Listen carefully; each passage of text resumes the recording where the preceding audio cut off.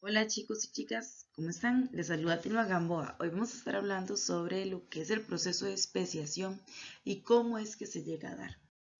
Bueno, para hablar sobre especiación tenemos que comprender qué es la especiación. Como anteriormente hemos visto o hemos estado hablando, hay algunos procesos evolutivos que ayudan a que las especies evolucionen. Pero el proceso de especiación como tal es el hecho que a partir de un mismo individuo, o sea, de una misma especie, vamos a tener muchas especies diferentes. O sea, como una gran ramificación de especies. Entonces, podríamos hablar de la siguiente manera. Una especie, recordemos que siempre es un conjunto de individuos que tienen la capacidad para reproducirse y que su descendencia es una descendencia fértil. Entonces, como para que lo tengamos ahí bien claros. Aquí tenemos este ejemplo.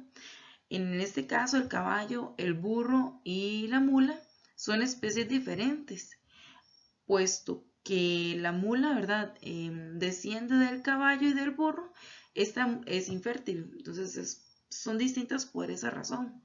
La mula, por ejemplo, no puede tener descendencia. Bueno, hay diferentes tipos de especiación. Está la especiación alopátrica y está la especiación simpátrica. En el caso de la especiación alopátrica es una especiación principalmente debida a barreras geográficas. Antes estuvimos viendo una evidencia evolutiva que era la evidencia evolutiva biogeográfica. Bueno, pues resulta que esa evidencia biogeográfica me genera este tipo de especiación alopátrica debido a barreras geográficas. Me explico. Tengo un mismo origen, o sea, tenemos un mismo ente, una isla, por ejemplo. Imagínense en una isla. Tenemos esa isla y esa isla comienza a fracturarse. Entonces me va a generar dos islas diferentes. Este proceso, como lo vemos en la imagen a su derecha, lo que hace es indicarme que vamos a tener diferentes especies. Aquí teníamos una sola especie. Luego, debido a la barrera geográfica, tenemos dos especies diferentes. Después, cuando vuelve a unirse o desaparece esa barrera geográfica, las especies siguen siendo especies completamente diferentes que ya no pueden reproducirse entre sí. Bueno, en el caso de la especiación simpátrica, en este tipo de especiación hay un asunto interesante. A diferencia de la alopátrica, que es un terreno que se separa, en esta es un mismo terreno en donde diferentes mecanismos, ya sea la forma de alimentación, la forma en la cual se reproducen, el cortejo, ¿verdad? Generan especies diferentes donde ya no se pueden reproducir, no pueden tener una descendencia fértil. Entonces, va a dar origen a una variación de órganos, que es como lo más importante y relevante de aquí, y que se va a ver afectado principalmente por componentes que van a ser abióticos. Ok, entonces, además las poblaciones cada vez son más distintas, apareciendo mecanismos de aislamiento reproductivo. Entonces, no vamos a tener solamente una especiación alopátrica y una especiación simpátrica, sino que ambas me van a generar un aislamiento reproductivo. Cuando hablamos de aislamiento reproductivo como tal, bueno, tenemos entonces lo que es el aislamiento reproductivo. Hay varios tipos de aislamiento reproductivo. Bueno, principalmente dos. Hay uno que es presigótico y hay otro que es posigótico.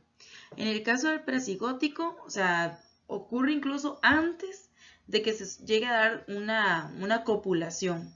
Entonces, el presigótico lo que hace es impedir que el óvulo sea fecundado. Esa es la parte más importante. Puede darse por un aislamiento ecológico, por un aislamiento estacional, puede darse por conductas diferentes, también puede darse de forma mecánica, o sea que los genitales sean incompatibles, o puede darse de forma gamética, o sea que tanto los óvulos como los espermatozoides sean incompatibles. Entonces, eso es un ejemplo de un aislamiento reproductivo a nivel presigótico. Aquí tenemos, en este caso, elegí estos ejemplos de esos patos. El pato mandarín y el pato cuchara no pueden reproducirse entre sí, no logran reproducirse, no hay forma en la cual ellos puedan fecundar un óvulo. Luego tenemos los mecanismos posigóticos. En este caso sí se llega a dar, ¿verdad? Nada más que suelen interferir en el desarrollo de los individuos o los hacen estériles. Entonces, hay dos opciones. Se dio la fecundación y tal vez el organismo muere rápidamente al nacer, o se da igual la fecundación, pero el organismo nace estéril, o sea, es estéril.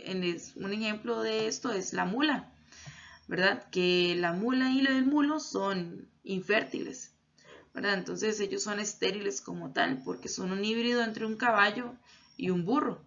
Entonces eso es lo que los hace a ellos infértiles.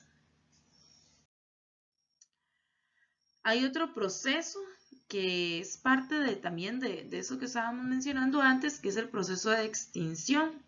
Tal vez en el proceso de la especiación, cuando se habla de especiación, para generar una especie tenemos que tener algún tipo de catástrofe. Entonces, ¿qué más que una extinción masiva, verdad? Como lo veíamos en el documental al inicio del curso lectivo. Entonces, las extinciones como tal siempre han existido, de alguna u otra manera se llegan a dar y van a generar entonces cambios repentinos en la población. Hay algunos mecanismos de la especiación, que aquí lo podemos mencionar. Están las mutaciones, el desplazamiento genético al azar o deriva genética, como también se le conoce, efecto fundador, el cuello botella, la migración genética, la reproducción sexual o variabilidad, la radiación activa y la competencia. Todas son importantes, puesto que en Faro en algún momento alguna de ellas las van a tener que preguntar. Entonces siempre es mejor tomar en cuenta y comprenderlas todas. En el caso de una mutación, las mutaciones es muy importante, chicos, que tengan en cuenta lo siguiente. Vamos a ver palabras claves en cuanto a mutaciones. Principalmente son errores, van a darse al azar y pueden darse en cualquier momento. Las mutaciones es la principal fuente de una nueva especie. Lo veíamos, por ejemplo, en el caso de la osa blanca, ¿verdad? Eso es un ejemplo de mutación. En el caso de la deriva genética, aquí hay un asunto importante. Voy a marcar palabras claves. Se va a dar al azar, se va a dar en organismos donde las poblaciones son pequeñas, o sea, siempre se dan en poblaciones pequeñas, y hay varios mecanismos por los cuales la deriva genética se puede llegar a dar. Uno de ellos es el efecto fundador y el otro es el cuello botella. Cuando se habla del efecto fundador es que tenemos una población X y de esa población hay unos 10 organismos diferentes, 10 individuos diferentes que deciden, yo me voy para otro lugar y ahí genero X población diferente. Entonces, eso genera un efecto fundador. Entonces, solamente los genes de las personas o de los individuos que se apartaron son los que van a mantenerse en la población fundadora. Es una población completamente nueva. En el caso del cuello botella, se los voy a presentar principalmente con imágenes. Esta es una imagen que en la mano derecha podemos observar. Aquí tenemos una población de moscas, donde hay moscas que tienen ojos rojos y moscas que tienen ojos cafés. Entonces ocurre algo, aquí simplemente hay algo, ¿verdad? Hay, no sé, un cambio en la temperatura, una variación en los alimentos, una enfermedad, y entonces comienza a haber una disminución considerable en los rasgos de los ojos cafés. Vean que la mayoría de la población que queda aquí principalmente son rasgos de ojos rojos. Otro ejemplo lo tenemos aquí. Vean, aquí tenemos una botella, más claro, ¿verdad? Tenemos una botella donde hay diferentes genes. Están muy variados entre el amarillo y el azul. Ocurre algo, una enfermedad, una catástrofe, algo ocurre. Y entonces la población se reduce automáticamente, generándome entonces una cantidad de individuos muy pequeña, más azules que amarillos, y el producto final, la población cuando ya se restaura, es principalmente azul y ya deja de lado muchas variables o muchos criterios o muchas diferencias genéticas atrás. Tenemos otro proceso que es de la migración o flujo genético, también se le conoce así, que la migración realmente es que hay organismos que se van de un lugar al otro, simplemente se pasan de un lugar al otro, ya sea por alimentación, por espacio en el hábitat, en fin. Entonces así se van eliminando o incluso se van introduciendo también genes. Cuando hablamos de migración se habla mucho también de que hay genes que se introducen en las poblaciones debido a entes externos a ella.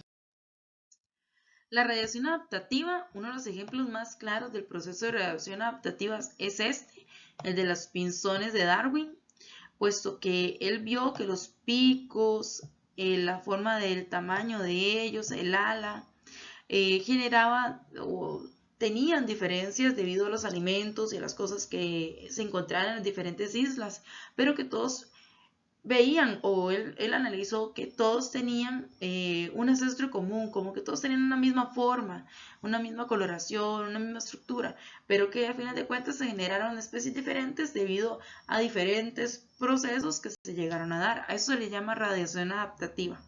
Un ejemplo de radiación adaptativa también es la lechuga, ¿verdad? La lechuga, el repollo, el brócoli y la coliflor que pertenecían también a un mismo origen, pero que se amplió como si fuera un árbol, digamos, se ramificaron las especies. Otro ejemplo es este que está aquí. Entonces aquí vemos un ejemplo, ¿verdad? Muy interesante de radiación adaptativa. Tenemos un ancestro en común. Vean las diferencias tan interesantes que se van generando. Y por último terminamos en un delfín y en otros animalitos aquí, ¿verdad? Que son totalmente distintos, pero que provenían de un mismo ancestro. Entonces eso sería por ahora, chicos. Muchas gracias y cuídense bastante.